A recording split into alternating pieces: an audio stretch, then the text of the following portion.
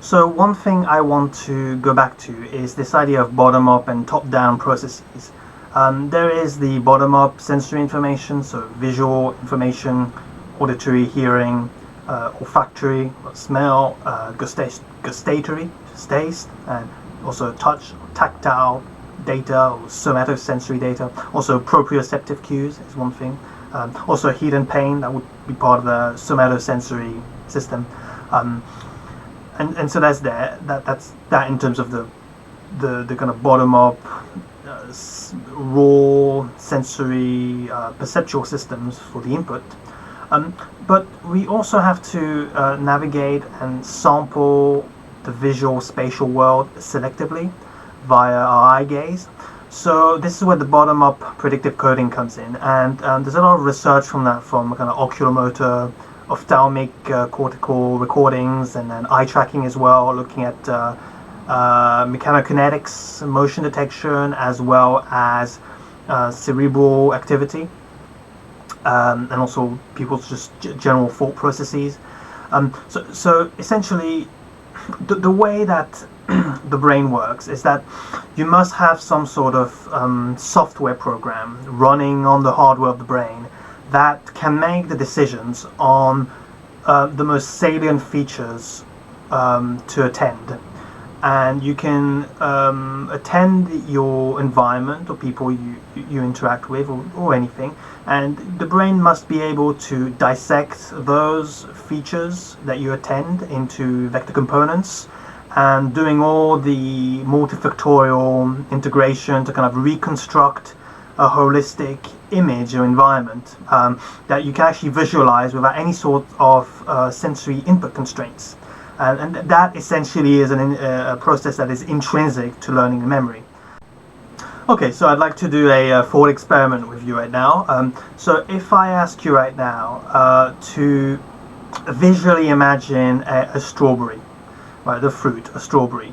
It's a red strawberry, you can see it's red, it's got little green leafy things on top. Now think of the same strawberry that's red, but think of it as green.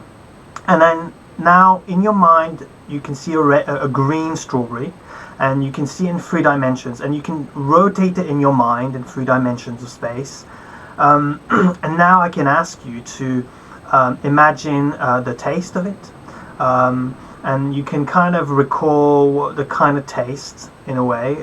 Now if I ask you to imagine for it to taste like an apple and not a strawberry. So you're biting into a green strawberry that tastes like an apple. Right? It's a weird thing to say, but the point I'm trying to get to here is that you have a brain intracranially. You have a system, a kind of you can actually run these sorts of matrix simulations, and that the fundamentals of the brain are not just to recall the kind of learned information, but also to integrate and most importantly plan for the future, for future goals too. So for example, when you so it's not all about learning memory, but that same system, for example, when you rehearse for an event, if it's like a competitive sporting event or public speaking or an exam or something like that, or any interaction of any sort with someone or with something, you will often pre-play it in your mind as a kind of microcosm emulation of the real thing, and that is something that I've been thinking about quite a lot, and is of particular relevance to anyone out there. So that's that. So here's another thought experiment I'd like to run with you. And again, these thought experiments to me, people think of neuroscience and they think of lab-based, pipettes and tweezers, or maybe like technical, like brain imaging stuff. But also a lot of neuroscience studying and research involves thought experiments as well. So, for example, another one would be, so obviously you think you have free will, that you have the free will to say and do, whatever you want to say and do. So if I ask you right now to, for example, think of someone that you know. It could be someone famous or someone close to you, pretty much anyone. So as you think of someone, and you run through different options in your mind. You obviously don't think of everyone that you know, but it's a few people that come up to your mind, and now you have a face of one person, and their face or their entire body, it comes to the forefront of your mind. So you have that one person you thought of, and you can see them, their face, and so on. So, but you cannot really account for why you thought of that person. Thoughts, the thoughts that you have in your brain, they just emerge in your stream of consciousness. You're given general, external, and internal cues. Given that you have very little control in that moment, because it's predicated on so many other factors. So that you certainly have a sense of agency. But it is, free will is an illusion, as they say. And when it comes to, the work that I've done, my interest in the whole endeavor in cognitive neuroscience and computational neurobiology is to essentially figure out what those computations or algorithms are that underlie these processes at the level of the brain. And it's of great interest to me. And hopefully thought experiments are a very good method to investigate those in interesting ways. And you must have that neural circuitry that can also establish these neural structures that can establish structures in cognitive functions like imagery or linguistically in terms of the actual syntax of sentences and things like that. So for example, when you sample, you have these kind of deep temporal models whereby when you sample the visual world, when you read a text, you read from from left to right, from top to bottom. You probably start with the biggest font text when you sample a slide, so that your brain selectively samples the world. And it's not just having the neural circuitry to imprint content, but you also have to have a set of generative models, generative frameworks to actually navigate the content, actually making sense of all of it, and to actually produce further symbolic models or generative models of what, for example, what someone else is thinking. Okay, so one example of these cognitive structures in the mind is in linguistics, when you translate lexicon between languages. So here, English and French, for example. So if I say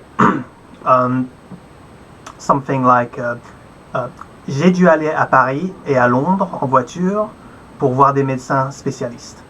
That would translate roughly to I had to go to Paris and London by car to see specialist doctors. Or if I say something like j'aime travailler dans les matières scientifiques, en particulier la neurobiologie cellulaire, computationnelle et cognitive, that roughly translates to I enjoy working in science subjects, especially cellular, computational and cognitive neurobiology. So here again, based on vocabulary and phonetic and syntax functions, these are actually laid onto pre-existing cognitive architectures, the actual structures of language processing. So again, these are very interesting cognitive phenomena that are very interesting to explore. One of the paradigm that I've examined is the effect of context. Context matters, as they always say. So when it comes to context in the field of cognitive neuroscience, that would usually be something like if you have a visual cue presented to be learned, presented in the context or the contextual data. For example, it could be ambiguous background data or noisy data as context to that particular visual cue. You can also present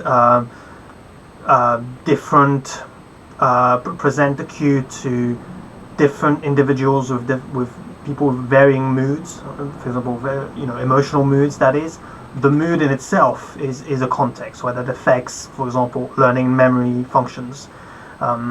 You can have ambiguous writing from someone as the main cue, but you can have additional biographical information that will give meaning to that uncertain word or sentence. Also, you can have things like a closed-loop system within the context of a greater ecosystem, sphere, or kind of macro universe in which it exists. So that these are many of the concepts now in physical sciences and engineering, all the way to understanding economics, for example. So context means you must have additional relativistic, probabilistic scores or uncertainty scores at the level of cognition, right? So these are, some may call them confidence intervals or error margins, that you must have for each measurement or each test or each question that you have to answer, so that when you perform inferential statistics on all the information that you collect, with these additional uncertainty scores provided by contextual influences, the statistics, despite becoming more complex, become considerably more insightful. And that is a very important point to make in any sort of mathematical analyses of any kind of information, is to always understand that the influence of contextual influences.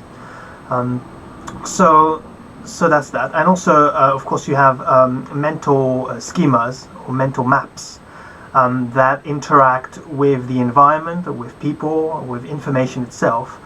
And in order to reduce uncertainty or anxiety about something or someone, you have to increase either contextual information or model evidence. That is done through increasing sample sizes, gathering more data points, gathering more evidence for something, so that essentially you can have a model of the world that can do a lot more of the kind of rational, logical thinking and differentiation, that can do the predictive coding, that is a much more aligned with objective reality from your subjective self.